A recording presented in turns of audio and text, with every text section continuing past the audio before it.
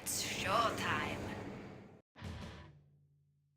Hello everyone and welcome to the STPL. We are currently Wednesday the 3rd of October 2018 and we're here for another day of STPL here. So it's going to be two cool series coming your way, of course. As always, we'll be starting off with the Group A match. So let's quickly have a look at how Group A was looking at the end of Week 1. So as you can see, Naz and Media up there in the top two spots. Media just going slightly ahead of White Clan there after their first game. FBW very close behind as well. They're actually tied with White Clan in third place. Valhalla, Bull, Messia, and aSh did all win their games. Unfortunately, aSh did get a -1 game penalty as well for a late lineup submission in Week 2, so they're currently at the bottom of the table. But still all to play for. Still Week 1 of 8 weeks, I think, we have of round 3, and then of course we do have the playoffs coming up after that. That should be a lot of cool. Let's just have a look at our our player table, just see how that's looking. Not been too much of a change so far in that respect this round. We still have Yeti at the top, Pharmacy behind, Koget behind Pharmacy, Dandy, Kryok both tied, Ku, Dragon, Bai, Ho, and Terra all, of course, in the top 10. Now, currently, the top 10 isn't too important. It's just more to show how the top performance in the STPL are doing. But if I have enough time, if the players have enough time as well, what I want to do eventually is at the end of the STPL, I'm going to do a 16-man best of STPL tournament. So the top 16 players will all be invited along to test their mettle against each other in a 1v1 format. Possibly going to do that. I'm still kind of deciding whether or not I have enough time to do that, but should be kind of cool nonetheless. But okay, so let's actually have a look at who our teams are going to be today. Starting us off here, we're going to have FBW and aSh. Now, FBW currently in third place. Of course, if they win today, they will be heading in to first at the start of Week 2, which is going to be quite nice for them. They did a pretty good job last round under the moniker of a 9th team. If you haven't heard of them before, that may be why. They did play as FBW in round 1 as well. So rebranding quite a lot. They're the official team of the Foreign Brood War Discord. There's quite a big Discord community, so do check that out if you want to get involved. I'm sure someone in the chat will be able to post a link to an invite if anyone wants to join. But their opponent's going to be aSh. Now, aSh haven't had the strongest lineup in the STPL, so they've not been doing as well, but they did a pretty good job in round 2, all considering. They had some close series. They've had a few problems with getting players to play and whatnot, so unfortunate for them. But this is going to be their chance of redemption. Round 3 was a clean slate once again. Obviously, both teams going to be looking forward to try and do better this season. This round even, I'm doing what Rapid does. But either way, it should be a good round for them, hopefully. They've got a cool couple of pickups.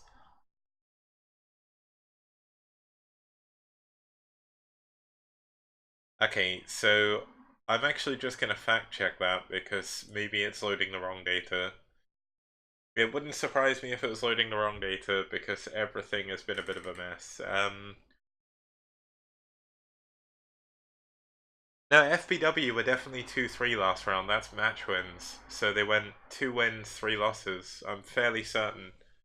I'm almost 100% sure after checking my database, that's right. But either way, let's have a look at what maps that we're going to be seeing today. We're going to start off with Katrina SE, move on to Sin Peaks at Baekdu, move on to Neo Ground Zero, head on to Plasma, and then finally in the ace match, if we get there, it's going to be on Coliseum 2. Yeah, no, last round doesn't mean last week, it's the match wins. So basically, just because there's not actually that many people watching yet, and it's okay to do this. If you have a look here, this is all the match stats. I should probably make that a little bit more obvious. And this is the game stats. So I'm thinking about doing a last week score, but that adds a lot of code to my database that I'm kind of unsure about doing at the moment. But there's going to be a lot of sort of changes when I go into Season 2, which will be happening next year at some point. So either way, let's have a look at our matchups for today. So starting us off, we're going to have a TVP between roegi and Dentarg on Katrina SE. And then we're going to head on to a ZVP between Faust or Fust and Herbie on Sin Peaks of Baekdu. Head into a PVZ between the legend himself, TT1, and Jojo for aSh on Neo Ground Zero. And then we're going to have a ZVP between Hirumu and Baal on Plasma. Now, of course, if that does end in a tie, we will be heading on to the ace match.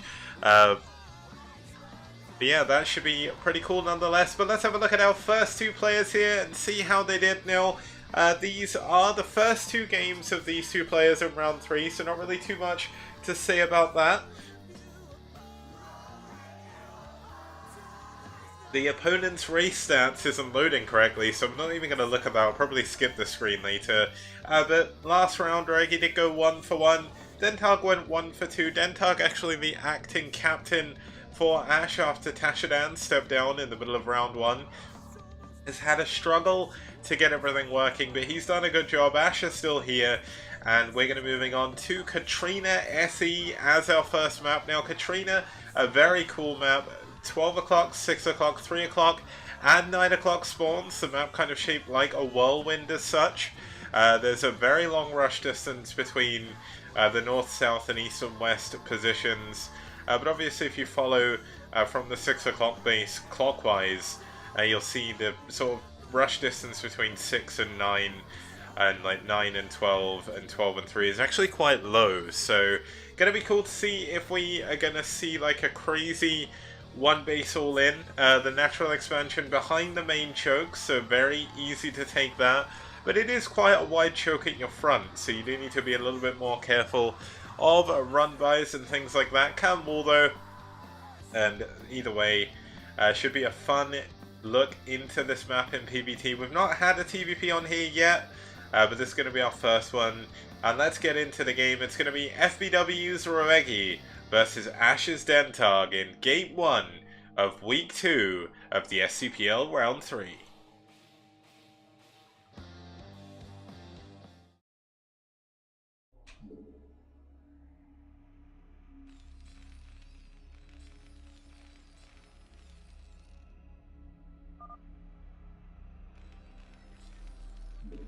Okay, and starting us off in the 12 o'clock position, we do have the Purple Terran fighting for FBW. It's roegi.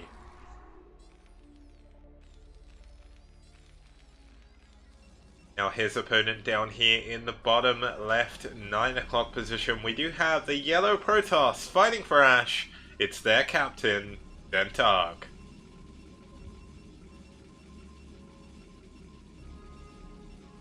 Now, TVP on this map is very, very fun. We're going to see close position spawns here, which could lead to a little bit of aggression from both of our players. Now, if we actually just have a look at the map quickly, I know we can do that now, you'll see that there is this path that leads directly from the Protoss main all the way round up to the high ground outside the Terran's base. Now, a similar thing can be said for roegi. He's going to be able to push across here, take the high ground here, and then push to the similar location. But it's going to be a little bit easier for Dentarg to push there. So, not positions favoring roegi really.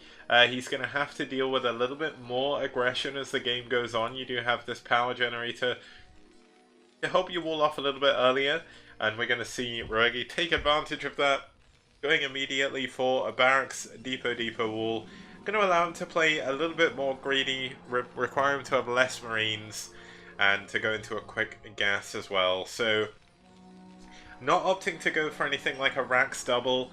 Meanwhile, back at home, we've got Dentarg going for a Nexus first. Now, this is an incredibly greedy and risky build, but neither player have actually opted to scout yet. roegi is probably going to be scouting after this depot, which he is. He's going to make the wall and run away there just to see what's going on. And Dentarg Gonna scout after the Nexus 2. He's gonna run a gateway behind this.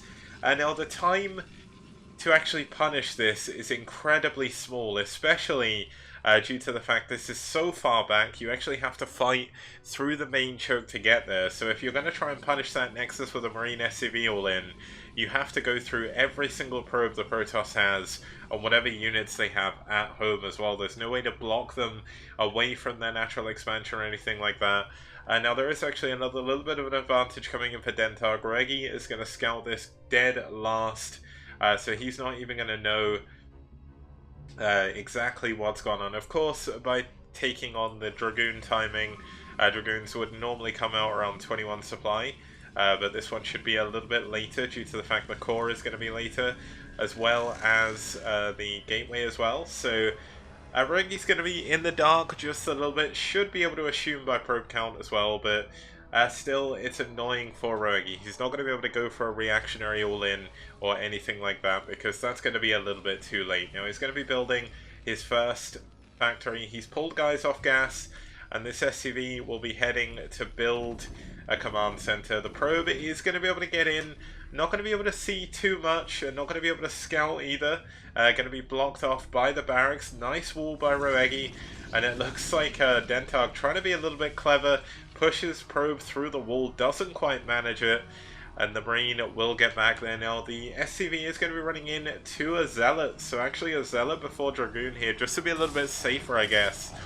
But roegi's going to have to make sure he keeps an eye on his SCV scout, doesn't want to lose those, and the SCV is going to be able to push down and will eventually see that there is in fact a Nexus down here. Now this is going to be a little bit of a surprise for roegi, but he is going for a relatively quick expansion himself. Of course the economic advantage will go to Dentarg for the time being. I know I'm not really too sure about this depot placement. I guess it does stop the tanks trying to run through the mineral line, which is actually quite an important move. But I get the feeling if he doesn't build his next factory in the right place, he could cause a little bit of a traffic jam. But rather than a factory, we're going to see a starport. Going for one of my favourite styles by the looks of it. Going to be going for siege mode, so siege expand into starport, probably vultures with mines to start with, and then going into speed. Now that's actually a very good build to do against a Protoss that is going for like a fast expansion like this. Especially on a map where there's so much empty space that you can drop in. All of this is droppable, and it just makes it a little bit more annoying for the Protoss player to try and hold on to.